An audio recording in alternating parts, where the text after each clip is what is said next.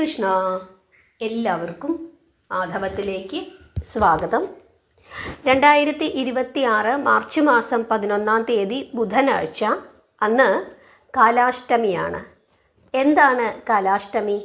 എന്താണ് അതിൻ്റെ പ്രത്യേകത? ഏതു ദേവതയാണ് നമ്മൾ പ്രാർത്ഥിക്കേണ്ടത്? പ്രാർത്ഥിച്ചാൽ നമുക്ക് ലഭിക്കുന്ന ഗുണങ്ങൾ എന്തൊക്കെയാണ്? കഥ എന്താണ്? ഈ കാര്യങ്ങളൊക്കെയാണ് ഇന്ന് നമ്മൾ വിശദമായിട്ട് നോക്കുന്നത്. 2026 മാർച്ച് മാസം 11 ബുധനാഴ്ച, കാലാഷ്ടമി, കൃഷ്ണപക്ഷ അഷ്ടമി. കൃഷ്ണപക്ഷ അഷ്ടമിയെയാണ് കാലാഷ്ടമി എന്ന് പറയുന്നത്. അന്ന് നമ്മൾ പ്രാർത്ഥിക്കേണ്ടുന്ന ഭഗവാന്റെ രൂപം, അത് മഹാദേവൻ്റെ ഉഗ്രമായ രൂപമായ ഭൈരവനെയാണ്. സാധാരണ നമ്മൾ അഷ്ടമി തിഥിയിൽ ഭഗവാൻ ശ്രീകൃഷ്ണനെ പ്രാർത്ഥിക്കാറുണ്ട്. കാരണം അഷ്ടമിയിലാണ് ഭഗവാൻ ജനിച്ചത്.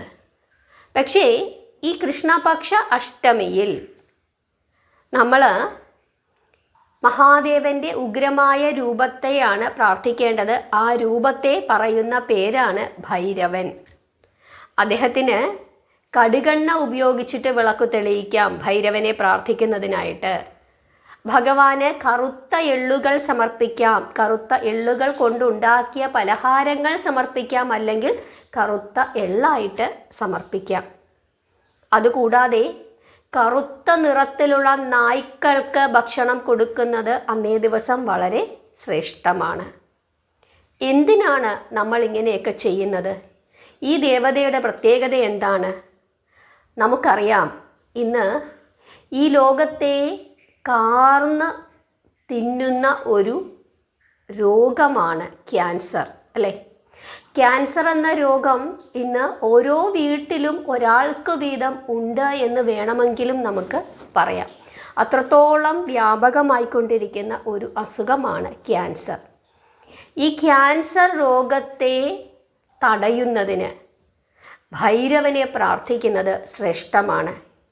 ക്യാൻസർ രോഗം ഉണ്ടാകാതിരിക്കുന്നതിനും ഇനി അഥവാ ഉണ്ടായാൽ തന്നെ അതിന് ശമനമുണ്ടാകുന്നതിനായിട്ട് നമ്മൾ ഏതു ദേവതയെയാണ് പ്രാർത്ഥിക്കേണ്ടത് എന്ന് ചോദിച്ചു കഴിഞ്ഞാൽ അതിന് ഒരേ ഒരു ഉത്തരമേ ഉള്ളൂ, അതാണ് ഭൈരവൻ.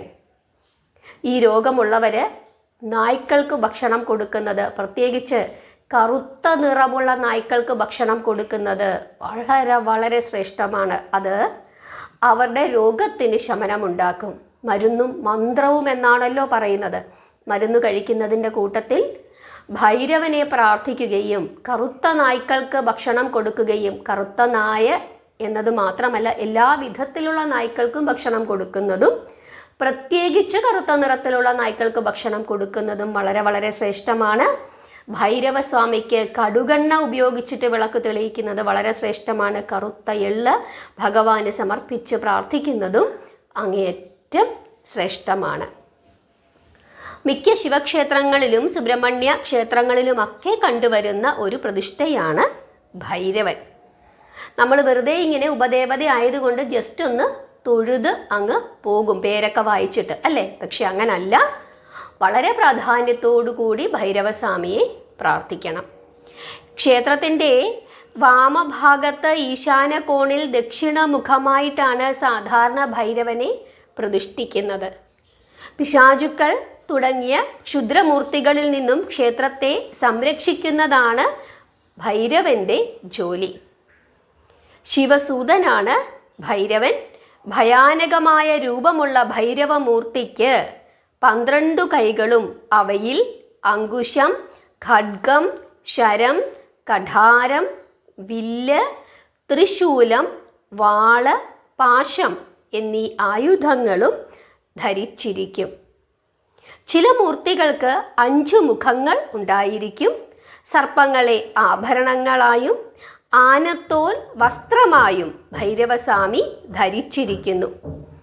നന്മയുടെ പ്രതീകമായ ഭൈരവമൂർത്തി തന്നെ പ്രസാദിപ്പിക്കാതെ ഇഷ്ടദേവനെ മാത്രം പ്രീതിപ്പെടുത്തുവാൻ പോകുന്ന ഭക്തരിൽ ചില തിന്മകൾ ഉണ്ടാക്കുന്നതായും നമുക്ക് കാണാനായിട്ട് സാധിക്കുന്നുണ്ട്. അതായത് ഞാൻ മുമ്പേ പറഞ്ഞതുപോലെ ചിലർ പ്രധാന ദേവനെ ഒന്ന് പ്രാർത്ഥിച്ചിട്ട് ഭൈരവസ്വാമിയെ ഒന്ന് തൊഴുത് പേരൊക്കെ വായിച്ചങ്ങ് പോകും. അത് പാടില്ല. ഭൈരവമൂർത്തിയുടെ ഉത്ഭവത്തെക്കുറിച്ച് ശിവപുരാണത്തിൽ വളരെ വിശദമായിട്ട് തന്നെ പറയുന്നുണ്ട്. അതായത് ഒരിക്കൽ ഈ ബ്രഹ്മാവും വിഷ്ണുവും തമ്മിൽ ഒരു വഴക്കുണ്ടായി. താനാണ് എല്ലാവരേക്കാളും മിടുക്കനെന്ന് ബ്രഹ്മാവ് പറയുകയും അകാരണമായി ശിവനെ ആക്ഷേപിക്കുകയും ചെയ്തു. ക്ഷിപ്രകോപിയായ ശിവൻ ഇക്കാര്യം അറിയുന്നു. അപമാനഭാരം താങ്ങാനാവാതെ അരിശം പൂണ്ട ശിവൻ ആ ശിവന്റെ കോപാഗ്നിയിൽ നിന്നും ഭയങ്കരമായ ഒരു മൂർത്തി ഉണ്ടാകുന്നു. അവനാണ് ഭൈരവൻ. അതായത് ശിവന്റെ കോപം തന്നെയാണ് എന്തെന്ന് പറയുന്നത് ഭൈരവൻ. ഏത് ഉദ്ദേശത്തോടു കൂടിയാണോ ഭൈരവൻ ശിവനിൽ നിന്നും ജനിച്ചത്, അത് നിറവേറ്റാനായി ജനിച്ച ഉടൻ തന്നെ ബ്രഹ്മാവിൻ്റെ നേർക്ക് പാഞ്ഞു ചെല്ലുകയും വിധാതാവിൻ്റെ 5ാമത്തെ തലയെ ഭൈരവൻ തൻ്റെ ഇടതു കൈകൊണ്ട് നുള്ളിയെടുക്കുകയും ചെയ്തു എന്ന് ശിവപുരാണം പറയുന്നു. അങ്ങനെ ബ്രഹ്മാവിൻ്റെ തല ഭൈരവൻ നുള്ളിയെടുക്കുകയും അത് ചെയ്തതുകൊണ്ട് ബ്രഹ്മഹത്യാപാപം ഭൈരവന് ഉണ്ടാവുകയും ചെയ്തു. എന്തായാലും ബ്രാഹ്മണനെയാണ് ദ്രോഹിച്ചത്. പാപശാന്തിക്കായി ഭൈരവൻ ശിവന്റെ ഉപദേശം തേടുന്നു. നിന്റെ കയ്യിലിരിക്കുന്ന ബ്രഹ്മദേവന്റെ കപാലത്തിൽ ഭിക്ഷയാചിക്കുക. കപാലം എന്താണ്? തലയോട്ടി. തലയോട്ടിയിൽ ഭിക്ഷയാചിക്കുക എന്ന് പറഞ്ഞു. ആര്? ശിവൻ. അതോടുകൂടി പുണ്യതീർത്ഥങ്ങളിൽ തീർത്ഥാടനം ചെയ്ത് മുങ്ങിയാൽ നിന്റെ പാപം മുഴുവനും തീരുമെന്ന് ശിവൻ ഉപദേശിക്കുന്നു. അങ്ങനെ ഭൈരവന്റെ തുണയ്ക്കായി ഭൈരവി എന്ന ഒരു സ്ത്രീയെയും ശിവൻ സൃഷ്ടിക്കുന്നു. ഭൈരവിയോട് ഭൈരവനെ അനുഗമിക്കുവാൻ മഹാദേവൻ അരുളി ചെയ്യുന്നു. ഭൈരവൻ ഒട്ടനവധി തീർത്ഥങ്ങളിൽ ചെന്ന് സ്നാനം ചെയ്തിട്ടും ഭിക്ഷയാചിച്ചിട്ടും ഒന്നും തന്നെ ഈ ബ്രഹ്മഹത്യാ പാപം മാറിയില്ല. അങ്ങനെ ഭൈരവൻ വീണ്ടും സങ്കടപ്പെടുന്നു. ശിവനെ കണ്ട് തൻ്റെ സങ്കടം അറിയിക്കുന്നു. പുണ്യസ്ഥലമായ വാരണാസിയിൽ ചെന്ന് ഗംഗയിൽ മുങ്ങിയാൽ എല്ലാ പാപവും തീരുമെന്ന് മഹാദേവൻ നിർദ്ദേശിക്കുന്നു. അതിൻ പ്രകാരം ഭൈരവൻ വാരണാസിയിൽ എത്തിച്ചേരുന്നു. ഗംഗയിൽ മുങ്ങിക്കുളിക്കുന്നു. അതോടെ തൻ്റെ കയ്യിലുണ്ടായിരുന്ന ബ്രഹ്മദേവന്റെ തലയോട്ടി, അതായത് ആ കപാലവും കൂടി ആ ഗംഗയിൽ അങ്ങ് ഒഴുകിപ്പോകുന്നു. അതിനാൽ ആ തീർത്ഥത്തിന് കപാലമോചനം എന്ന ഒരു പേര് കൂടി ലഭിക്കുന്നു. പാപമോചനം അങ്ങനെ ഭൈരവൻ നേടുന്നു. പാപമോചനം നേടിയ ഭൈരവൻ തൻ്റെ അനുയായികളായ നായ്ക്കളെയും നയിച്ചുകൊണ്ട് ദേവന്മാരുമായി യുദ്ധം ചെയ്യുകയും അവരെ പരാജയപ്പെടുത്തുകയും ചെയ്തു. പക്ഷേ ഇവിടെ ഈ നായ്ക്കളെയും കൊണ്ടുചെന്ന് ദേവന്മാരോട് യുദ്ധം ചെയ്തപ്പോൾ ഭൈരവൻ ശിവന്റെ അനുവാദം ചോദിച്ചില്ല. പരാജയം സംഭവിച്ച ദേവേന്ദ്രൻ ശിവനെ കണ്ട് തൻ്റെ സങ്കടം പറയുന്നു. നന്മയ്ക്ക് മാത്രമായി ലോകത്തിൽ സൃഷ്ടിച്ചുവിട്ട ഭൈരവൻ തിന്മകൾ ചെയ്യുന്നു എന്ന് ശിവന് ബോധ്യം വരുന്നു. അതായത് ശിവനോട് യാതൊരു അനുവാദവും വാങ്ങാതെയാണ് ഭൈരവൻ നായ്ക്കളുമായി ചെന്ന് ദേവന്മാരെ ആക്രമിച്ചു പരാജയപ്പെടുത്തിയത്. ഇതറിഞ്ഞ മഹാദേവന് വളരെയധികം കോപമാണ് ഉണ്ടായത്. ദേവൻ ഭൈരവനെ വീണ്ടും ശപിക്കുന്നു. ശപിച്ച് ഒരു വൃക്ഷമാക്കി തീർക്കുകയും ചെയ്തു. ആ വൃക്ഷത്തിന് ദമനക വൃക്ഷം എന്ന പേര് വരികയും ചെയ്തു. മറ്റൊരു പേരുണ്ട് താതിരി. താതിരി എന്ന പേരും ആ വൃക്ഷത്തിന് ഉണ്ട്. ഭൈരവന് തൻ്റെ തെറ്റ് മനസ്സിലായി ശിവനോട് മാപ്പ് അപേക്ഷിക്കുന്നു. ഭൈരവൻ്റെ മാപ്പപേക്ഷ കേട്ട് മഹാദേവന് മനസ്സ് അലിയുകയും ഭൈരവനിൽ പ്രസന്നനായി മഹാദേവൻ ഇപ്രകാരം അരുളി ചെയ്യുകയും ചെയ്തു. ദേവന്മാരെ പൂജിക്കുന്ന മനുഷ്യർ നിന്നെയും പൂജിക്കും. അത്തരത്തിൽ പൂജിച്ചാലേ അവർക്ക് പൂജയുടെ യഥാർത്ഥമായ ഫലം ലഭിക്കുകയുള്ളൂ. നീ ഭൈരവമൂർത്തിയായും താതിരി വൃക്ഷമൂർത്തിയായും പൂജിക്കപ്പെടും എന്ന് മഹാദേവൻ ഭൈരവനെ അനുഗ്രഹിക്കുന്നു. അന്നു മുതൽ ആ വൃക്ഷത്തെ, താതിരി എന്ന വൃക്ഷത്തെ മനുഷ്യർ ആരാധിക്കുവാൻ തുടങ്ങി. അതാണ് ഭൈരവൻ എന്നാണ് പറയുന്നത്. ഒരു ഔഷധ ചെടിയാണ് ഈ താതിരി എന്ന് പറയുന്നത്.